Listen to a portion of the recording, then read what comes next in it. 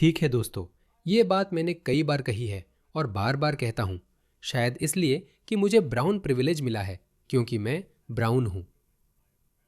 मैंने हमेशा कहा है कि ये मेरी व्यक्तिगत राय है, जो मेरे व्यक्तिगत अनुभव पर आधारित है। मैंने ऑस्ट्रेलिया में कभी भी नस्लवाद का अनुभव नहीं किया है, जबकि बहुत से लोग कहते हैं कि ऑस्ट्रेलिया एक बहुत ही नस्लवादी देश है। मैंने ऑस्ट्रेलिया में कभी भी नस्लवाद का अनुभव नहीं किया है। एक या दो छोटी मोटी मजाकिया टिप्पणियां, असल में सिर्फ एक बार क्रिकेट मैदान पर, और उसके बाद भी हमने हाथ मिलाया और वो मजाकिया था। वो मजाकिया बातचीत थी, लेकिन मैंने कभी भी ना तो कार्यस्थल पर, ना ही बाहर, ना ही एक कप चाय कॉफी लेने जाते समय कभी भी ऐसा अनुभव नहीं किया। कभी नहीं, मेरे साथ ऐसा कभी नहीं हुआ। मैंने कहा है कि गोरे लोग धरती पर सबसे कम नस्लवादी है। वे सबसे कम नस्लवादी है। यहाँ तक कि जब एथनोनेट से बात करें तो वे भी असहज होकर कहते हैं, आपके खिलाफ कुछ नहीं, पर मैं अपने लोगों के बीच रहना चाहता हूँ। मैं उनसे राजनीतिक रूप से असहमत हूँ, लेकिन गोरे लोग सबसे कम नस्लवादी है। उन्होंने अपने समाज से नस्लवाद खत्म कर दूसरों को भी प्रेरित किया। नहीं, उन्होंने दूसरों को प्रेरित नहीं किया। इसी कारण आज गोरे लोग उल्टा नस्लवाद के शिकार हैं। मैं ऐसा क्यों कहता हूँ? इसे देखिए, मैंने खुद देखा है। असल में इससे पहले इसे देखिए। मैंने कहा था, ब्रिटेन के गरीब गोरे लोग लाखों तीसरी दुनिया के लोगों का बोझ उठा रहे हैं। उत्पादकता बढ़ानी है तो हर वेलफेयर लेने वाले को देश से बाहर कर दो। इसे देखिए, 2025 की चौथी तिमाही में यूनाइटेड किंगडम में जातीय समूहों की बेरोजगारी दर। बांग्लादेशी लोग सबसे ज्यादा बेरोजगार हैं और उन्हें 13.4% यूनिवर्सल क्रेडिट मिलता है। फिर पाकिस्तानी, अन्य और अश्वेत आते हैं। मैं हैरान हूं। आप जानते हैं, अश्वेत अफ्रीकी, कैरेबियाई या अश्वेत ब्रिटिश, बांग्लादेशी और पाकिस्तानी लोगों से कम बेरोजगार है। इससे आपको क्या समझ में आया? और ये कोई छोटी आबादी नहीं है। और इसे देखिए, श्वेत लोग वे सबसे कम बेरोजगार है, 4.3%। वे टैक्स दे रहे हैं, फिर भी उनके साथ धोखा हो रहा है। इसे देखिए, वे हमें बार बार परेशान करते हैं कि श्वेत पुरुषों का ऑस्ट्रेलिया में कोई स्थान नहीं था।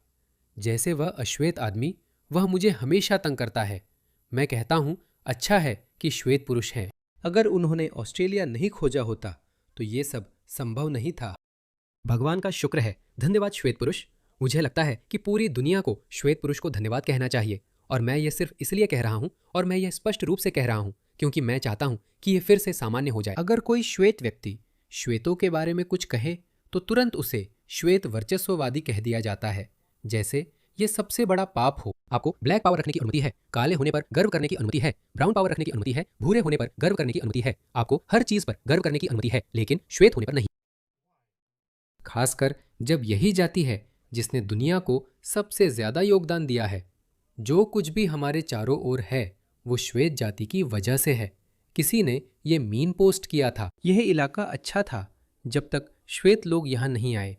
ऐसा कोई नहीं कहता, यह सच है। मैं हमेशा श्वेत इलाकों में रहा हूँ। अगर कोई इलाका गैर श्वेत लोगों से भरता है तो मैं वहाँ से चला जाता हूँ, लेकिन मुझे ऐसा कभी करना नहीं पड़ा क्योंकि मैं हमेशा श्वेत इलाकों में रहा हूँ। मेलबर्न अभी तक मुख्यतः श्वेत रहा है, पश्चिमी उपनगरों को छोड़कर। मैं वहाँ कभी गया नहीं और कभी जाऊँगा भी नहीं। और हमारे पास दूसरे इलाके भी थे, जैसे स्प्रिंगवेल, नोबल पार्क, सैंडाउन पार्क। वहाँ ज़्यादा श्वेत लोग नहीं थे, और जैसा कि आप देख सकते हैं वहाँ अपराध दर बहुत ज़्यादा है। मैं आपको ये वीडियो नहीं दिखा सकता क्योंकि ये बहुत ही ग्राफिक है। ये दक्षिण अफ्रीका में हो रहा है। ये दक्षिण अफ्रीका के एक वर्तमान सांसद हैं। वो कह रहे हैं कि हम श्वेत लोगों के बच्चों को मार देंगे, हम उनकी महिलाओं को मार देंगे, हम जो भी रास्ते में आएगा मार देंगे, और तब तक करेंगे जब तक मैक्सिमाटा। श्वेत लोगों के खिलाफ नस्लवाद बंद होना चाहिए। मैंने प्रथम विश्व और उसके प्रभाव देखे हैं। लंदन के इल्फोर्ड में एक स्कूल में एक श्वेत बच्चा देखा, जिसे देखकर मुझे बुरा लगा। मैं सोच रहा था वह अपने देश और स्कूल में अकेला श्वेत बच्चा कैसा महसूस करता होगा। अब सुनिए क्या होता है। श्वेत लोग अपने बच्चों का पालन पोषण गैर जातिवादी श्वेत मूल्यों के साथ करते हैं। त्वचा के रंग पर गर्व न करे, कुछ न बोले, हिंसक न बने। मैं श्वेत लोगों को जानता हूँ। उन्होंने 2-3 पीढ़ी पहले ही हिंसा से दूरी बना ली थी, लेकिन दूसरी संस्कृतियों में वे बिना अपनी पत्नियों या बच्चों को पीटे जागते ही नहीं हैं। वे अपना दिन इसके बिना शुरू ही नहीं करते। इस गरीब श्वेत ब्रिटिश महिला की बात सुनिए। मुझे उसके लिए और आम तौर पर श्वेत लोगों के लिए बुरा लगता है। मेरे बेटे की टीचर ने कहा कि वह नस्लवाद का शिकार नहीं हो सकता क्योंकि वह श्वेत है, जबकि वह अल्पसंख्यक है। यहाँ से शुरू करें। वह श्वेत है और मेरे बेटा अपनी स्कूल में अल्पसंख्यक है। वह कक्षा में अकेला श्वेत लड़का है, लेकिन ये कभी समस्या नहीं रही। ऐसा क्यों होगा? हम सबका खून एक रंग का है, हम सब इंसान हैं। हाँ, ये वही बकवास मूल्य थे जो हमें सिखाए गए थे। और नतीजा क्या निकला? बहुत लोग थे। मैंने भी यही सोचा, क्योंकि वो कल घर आया और मुझे बताया कि अलग अलग जातियों के लड़कों के एक ग्रुप ने उसे घेर लिया, उसके चारों तरफ घेरा बना लिया और मेरे बेटे को चिकन स्किन कहकर चिढ़ाने लगे। उसने बताया कि उसे डर और धमकी लगी, और जब वो बाहर निकला तो तुरंत टीचर के पास गया, जैसा मैंने उसे सिखाया था। मैंने उसे यही करने के लिए कहा है। अगर वो कभी ऐसी स्थिति में हो जहां उसे डर लगे तो वो टीचर के पास जाए। उसने टीचर को बताया, मुझे लगता है कि वे मेरे साथ नस्ल भेद कर रहे हैं। और क्या आप जानती हैं उस टीचर ने क्या कहा? उसने उन लड़कों को ढूंढने की कोशिश नहीं की जिन्होंने ऐसा किया। उसने मेरे बेटे को अच्छा महसूस कराने की कोशिश नहीं की। उसने उसकी भावनाओं के साथ सहानुभूति नहीं दिखाई। उसने उससे कहा, तुम तो गोरे हो, तुम गोरे इंसान से नस्ल भेद नहीं कर सकते। जब तक बदलाव नहीं होता मेरा बेटा स्कूल नहीं जाएगा। कुछ भी नहीं बदलेगा। वो नस्ल भेद और मौखिक दुर्व्यवहार का शिकार हुआ। मदद मांगने पर टीचर ने कहा कि उसकी भावनाएं मायने नहीं रखती क्योंकि वो गोरा है। अब मैंने बात की है। हमें इस प्रवृत्ति को उलटना होगा दोस्तों, यही मैं कह रहा हूं। माफ कीजिए, आपको करना ही होगा। गेम ऑफ थ्रोन्स की सर्सी लैनिस्टर ने क्या कहा था? ताकत ही ताकत है, आपको फिर से काबू हासिल करना होगा। आपको ताकत को पकड़ना होगा, क्योंकि ताकत ही तय करेगी कि आप अपनी मूल्यों को कैसे लागू करेंगे। ताकत, और ताकत के साथ हिंसा आती है।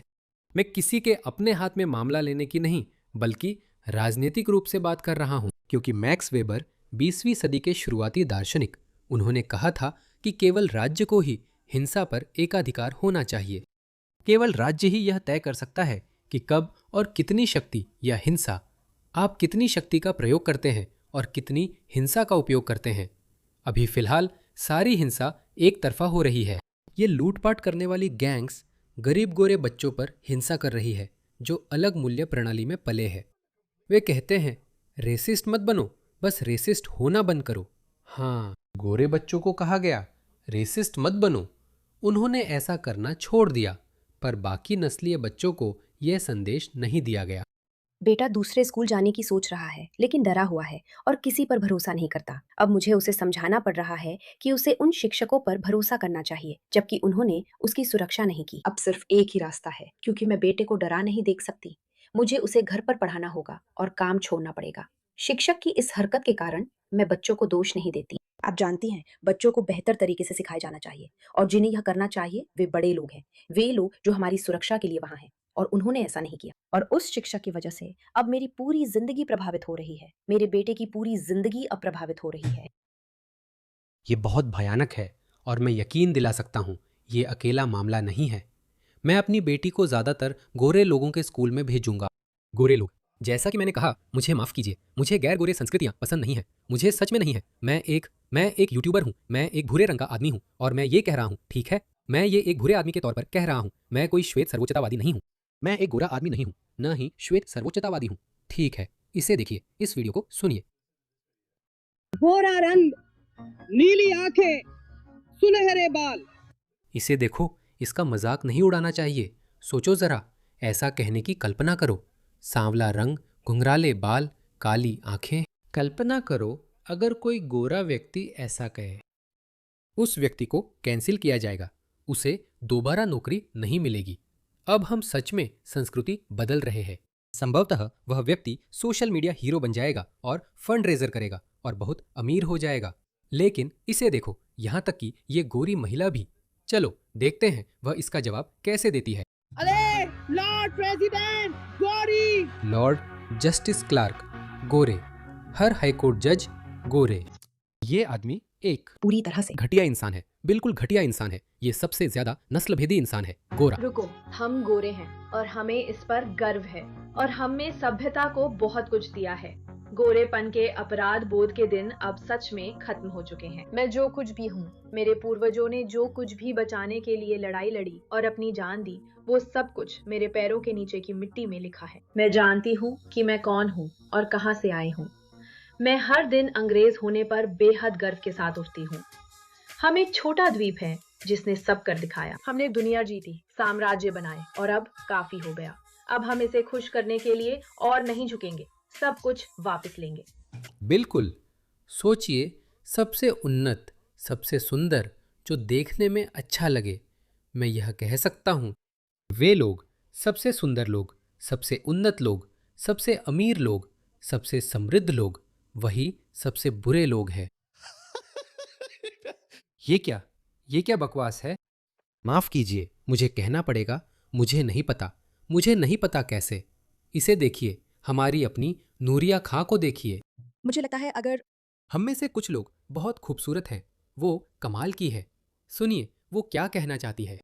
जैसा कि आपने कहा अगर अगर मिडिल क्लास के मुझे लगता है उदारवादी मूल्यों के समर्थक लोग कुरान को आयत दर आयत पढ़ें या सिर्फ सूरत उन निसा पढ़ें जो महिलाओं को समर्पित है, वो खुद दिखा सकता है कि इस्लाम महिलाओं के लिए कितना समस्याग्रस्त है और फिर शायद वे इतनी आसानी से उनका समर्थन करने की कोशिश नहीं करेंगे, जबकि असल में ये समाज के हर दूसरे समूह के लिए नुकसानदेह है, क्योंकि जैसे ही हम खास रियायतों की पैरवी करते हैं और कानून में ऐसे बदलाव लाने की कोशिश करते हैं कि मुस्लिम महिलाओं को ज़्यादा सुरक्षा चाहिए या वे दूसरी अल्पसंख्यक महिलाओं से ज़्यादा असुरक्षित हैं या कुछ ऐसा ही, ये बहुत ही समस्या पैदा कर देता है जब ऐसे देशों से आंदोलन आते हैं जहां इस्लामिक शासन है और वहां की महिलाएं कहती हैं कि हमारे पास कोई अधिकार नहीं है, हमें शिक्षा का अधिकार भी नहीं है, हमें ज़ोर से बोलने या हंसने का भी हक नहीं है। मैं इस्लामिक रिपब्लिक ऑफ अफ़गानिस्तान की बात कर रही हूँ, जहाँ महिलाओं को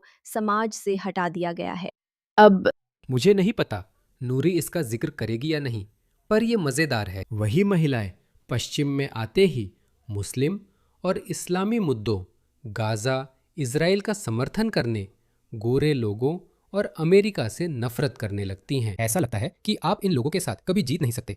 इसी वजह से मैंने असल में इस पर उम्मीद छोड़ दी है। मैं अब अफ़गानिस्तान, ईरान या पाकिस्तान से कुछ गिने चुने वाकई सताए गए लोगों को भी बचाने के पक्ष में नहीं हूं, क्योंकि सबसे पहले ये सुनने में थोड़ा बेरुखा और कठोर लग सकता है, लेकिन हमें पता नहीं है 2015 से पहले तक पश्चिमी देश हर साल पाकिस्तान, अफगानिस्तान और दूसरे तीसरी दुनिया के देशों से 100-200 वाकई सताए गए लोगों को अपने यहाँ लिया करते थे और जांच इतनी कड़ी होती थी, वे हर एक मामले की पूरी तरह से जांच करते थे। लेकिन देखिए फिर क्या हुआ, उन्होंने रास्ता निकाल लिया। बोले, आप इंसानियत के नाम पर लोगों को अपनाते हैं तो हम आपके देश में सबको भेज दें। अब आप क्या करेंगे जब आपके पास इतने सारे मामले आ जाएंगे और आप ये तय नहीं कर पाएंगे कि कौन सही है और कौन नहीं? तो नहीं, इसी आधार पर माफ कीजिए, पश्चिम अब पूरा भर चुका है। हम अब किसी का भी ध्यान नहीं रख सकते, यहाँ तक कि जो सही है उनका भी नहीं। मुझे माफ कीजिए, क्योंकि जैसा मैंने कहा, जब ये लोग आते हैं तो ये अभी भी पश्चिम के प्रति वफादार नहीं होते। बहुत कम लोग वफादार होते हैं, बहुत कम, लेकिन सच में ज्यादा नहीं। क्योंकि मेरी आंखें तब खुली जब मैंने बहुत सारे पूर्व मुस्लिमों को देखा, बहुत सारे पूर्व मुस्लिम जो इस्लाम से नफरत करते थे, लेकिन अब वे सबसे बड़े जागरूक मूर्ख बन गए हैं। वे गाजा के पक्ष में हैं, वे श्वेत विरोधी हैं, वे पश्चिम विरोधी हैं, वे इन शरणार्थियों, इन नकली शरणार्थी मांगने वालों के साथ ठीक है। मैं सोचता हूं, तुम्हें क्या हो गया है? जानते हो क्या, तुम्हारा तीसरी दुनिया वाला मन जो तुम्हारे दिल से नहीं निकलता। तुम किसी इंसान को तीसरी दुनिया से बाहर निकाल सकते हो, लेकिन कुछ लोगों के दिल से तीसरी दुनिया को नहीं निकाल सकते। पश्चिम में आने के लिए तुम्हें अपनी पुरानी पहचान और सांस्कृतिक निष्ठा छोड़नी होगी, वरना यहाँ से चले जाओ। पश्चिम पर इन्हें अपनाने की जिम्मेदारी नहीं है। आप यूके में आराम से रह सकती हैं, एक मिडिल क्लास गोरी महिला हो सकती हैं और सोच सकती हैं कि ये समस्या सिर्फ धर्मतंत्र में ही होती है। ठीक यही तो हमारे यहाँ भी होगा अगर हम इन्हें मनमानी करने दें। क्या आपको भी लगता है कि मुस्लिम समुदाय के कुछ हिस्सों में गोरी महिलाओं को सबके लिए उपलब्ध माना जाता है या उन्हें किसी तरह से आकर्षक समझा जाता है क्योंकि उनके पास वो, आप जानती हैं, पहुंच होती है, क्योंकि वे हिजाब या बुर्का नहीं पहनती या वे मुस्लिम नहीं हैं, लेकिन साथ ही पॉर्न संस्कृति के प्रचलन की वजह से भी। मुझे ये कहना अच्छा नहीं लग रहा, लेकिन हाँ, सही है। और मेरा मतलब है ये तो बिल्कुल जड़ से शुरू होता है। अगर आप मान लीजिए किसी आप जानती हैं जैसे कि लॉकर रूम की बातें या ऐसी कोई बातचीत सुन लें, मुस्लिम युवकों के समूहों में आप पहले से ही उनकी नज़रों में श्वेत महिलाओं के प्रति तरह-तरह की अवमानना देख सकती हैं। मतलब आप जानती हैं, हम इन सभी महिलाओं के साथ मस्ती कर सकते हैं, अच्छा समय बिता सकते हैं, लेकिन आखिर में हम तो एक अच्छी मुस्लिम पत्नी से ही शादी करेंगे। अधिकतर मुस्लिम युवक ऐसा ही करते हैं। युवा ब्रिटिश मुस्लिम पुरुष भी मस्ती के लिए यही तरीका अपनाते हैं।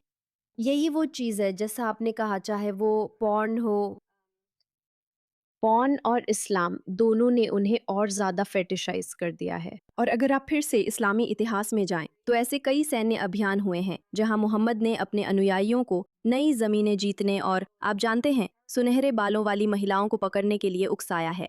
हाँ, मोहम्मद ने कहा था। मैं आपको वह उदाहरण देता हूँ। मैंने इस पर पूरा वीडियो बनाया था। मुझे लगता है कि वह वायरल हो गया था। ये वही कुरान की आयत है। इसे देखिए। यह अध्याय 9 आयत 49 है। उनमें से कुछ कहते हैं, मुझे छूट दे दो और मुझे परीक्षा में मत डालो। उनमें से वो है जिसने कहा, मुझे घर पर रहने की इजाज़त दे दो और मुझे परीक्षा में मत डालो। इस कुरान की आयत के पीछे पूरी कहानी यही है। ये जद इब्न अल-कास, जो एक मुनाफिक था, के बारे में उतरी थी। उसे देखिए। वो मुनाफिक है क्योंकि वो कहता है, मुझे गोरी औरतें नहीं चाहिए। तो मोहम्मद उसे बहकाने की कोशिश करते हैं। ऐसा इसलिए क्योंकि जब अल्लाह के रसूल तब्बूक की जंग के लिए बाइजेंटाइनों के खिलाफ तैयारी कर रहे थे, तो उन्होंने उससे कहा, अबू वहाब, क्या तुम नहीं चाहोगे कि तुम्हारे पास ढेर सारी बाइजेंटाइन औरतें तुम्हारी रखैलें और मर्द तुम्हारे नौकर हों? मोहम्मद अबू वहाब को बाइजेंटाइनों पर जिहाद के लिए बहका रहे हैं और कह रहे हैं कि वहां तुम्हें कई बाइजेंटाइन औरतें मिलेंगी। कुछ रिवायतों में उन्होंने वास्तव में सुनहरी बालों वाली औरतें शब्द का इस्तेमाल किया। उसने कहा, अल्लाह के रसूल, मेरी कौम जानती है कि मुझे औरतों का शौक है। वो भी औरतों के पीछे था और उसके पास पहले से कई यौन दासियां थीं। वह कहता है, अगर मैं उस समय की ईसाई बाइजेंटाइन औरतों को देखूंगा तो डर है खुद को रोक नहीं पाऊंगा, क्योंकि मैं औरतों के पीछे हूं। वो कहता है, इतनी सुनहरी बालों वाली औरतें, वाह। वो कह रहा है, पैगंबर मोहम्मद, मेरा हरम देखिए, मेरे पास पहले ही बहुत औरतें हैं, तो कृपया मुझे उनके द्वारा बहकाइए मत और मुझे इसमें शामिल होने से बचने दीजिए, और इसकी बजाय मैं अपनी दौलत से आपकी मदद करूंगा। तो उसने कहा, मैं जिहाद के लिए नहीं जाऊंगा, मैं आपको कुछ पैसे दे दूंगा।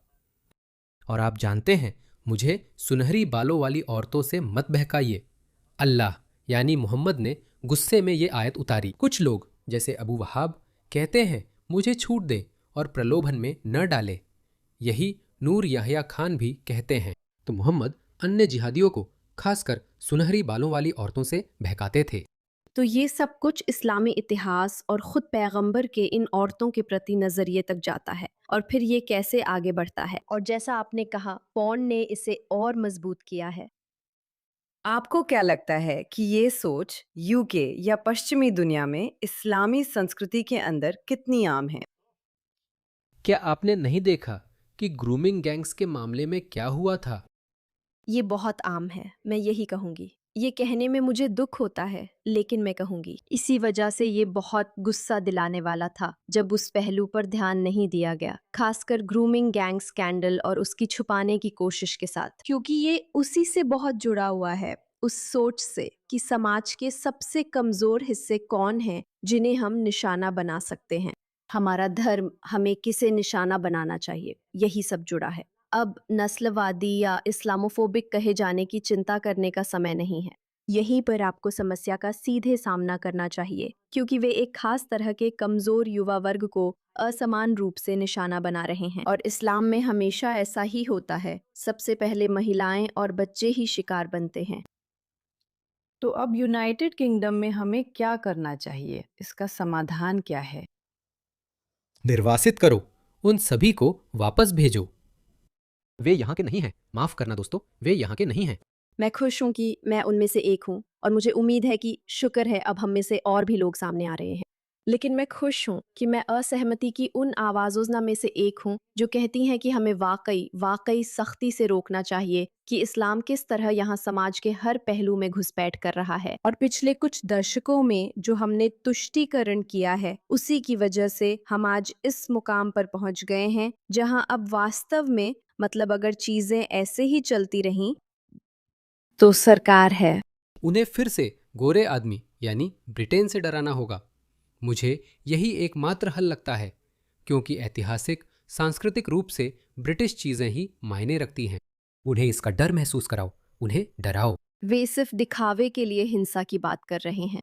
अगर उन्हें पश्चिम का डर होता, अगर उन्हें डर होता, अगर उन्हें ब्रिटिश समाज या मूल्यों के लिए कोई सम्मान होता, तो ये सब आपकी सड़कों पर नहीं हो रहा होता।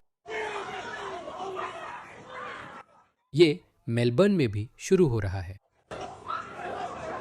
उन्हें डरना चाहिए, उन्हें सब चीजों से डरना चाहिए, लेकिन पुलिस वाला वहां है, फिर भी उन्हें फर्क नहीं पड़ता। बिल्कुल भी डर नहीं, कोई इज्जत नहीं। कुछ लोग कहते हैं कि मध्यकालीन समस्याओं के लिए मध्यकालीन सजाएं चाहिए, और फिर देखो, सजाओं का असली मकसद यही है कि बस कुछ लोगों को सजा दे दो, बस बाकी सब बहुत जल्दी लाइन में आ जाते हैं। तो नूरी इतना शिष्ट है कि यह नहीं कहेगा, लेकिन मैं कहूंगा। महिलाओं और लड़कियों के खिलाफ हिंसा अब आतंकवाद के समान मानी जाएगी। ये राष्ट्रीय आपातकाल जैसी स्थिति है और मैं इससे पूरी तरह सहमत हूँ। लेकिन अगर हमारे पास ये सारी संस्थाएं, जमीनी स्तर की चैरिटीज और एनजीओज हैं जो इसे स्वीकार करने से इनकार करती हैं, इस्लाम वास्तव में कम से कम एक प्रमुख मानसिकता के कारणों में से एक है कि क्यों समावेशन या एकीकरण या महिलाओं और लड़कियों की सही तरीके से सुरक्षा नहीं होती। तो यही वजह है। ये एक ऐसी चीज है जिसे हमें सिर्फ दिखावे से आगे बढ़कर वास्तव में सुलझाना होगा। इसलिए हमें देखना होगा कि हमारी मस्जिदों में क्या कहा जा रही है, कौन से उपदेश अरबी में दिए जा रहे हैं, ये भी देखना जरूरी है। और इनमें से कुछ केंद्रीय लंदन की मस्जिदों में उपदेश अरबी में क्यों होते हैं? ये तो अजीब है। फ्रांस, इटली और अन्य देशों ने भी समझ लिया है कि सब कुछ अंग्रेजी में होना चाहिए। हर कोई जानता है कि वे किस तरह का संदेश दे रहे हैं, खासकर ब्रिटिश प्रवासियों की दूसरी तीसरी पीढ़ी के बच्चों को, जिनसे उम्मीद थी कि वे और ज्यादा ब्रिटिश होंगे, लेकिन इसके बजाय पिछड़ापन दिख रहा है। और यही वो समय है जब ये बहुत भयानक हो जाता है, जब आप वोक के बारे में बात करते हैं या इस देश में वोक को खत्म करने की कोशिश करते हैं, क्योंकि आपके पास मुस्लिम हैं। आप जैसे युवा मुस्लिम पुरुषों को उसी सोच के साथ बाहर भेज रहे हैं जो उनके पास इस्लामिक देशों में होती है, और फिर भी आप महिलाओं और लड़कियों को उसी चीज से बचाने की कोशिश कर रहे हैं। तो हाँ, मुझे लगता है कि इसमें बहुत कुछ है। सच में इस्लामोफोबिया जैसे शब्दों के खिलाफ आवाज उठाने की जरूरत है, अगर आप चाहें तो। हाँ दोस्तों, जैसा कि मैंने कहा, इसका सिर्फ एक ही हल है। उन्हें ब्रिटिश मूल्यों से डराओ, उन्हें डराओ। पुराना ब्रिटिश शेर। मैं उस ब्रिटिश शेर के जागने का इंतजार कर रहा हूँ, दहाड़ने का इंतजार कर रहा हूँ। रर्र। हम यही चाहते हैं। ये होने वाला है, ये होने वाला है। मैं वहां रहूंगा, तुम्हारा हौसला बढ़ाऊंगा।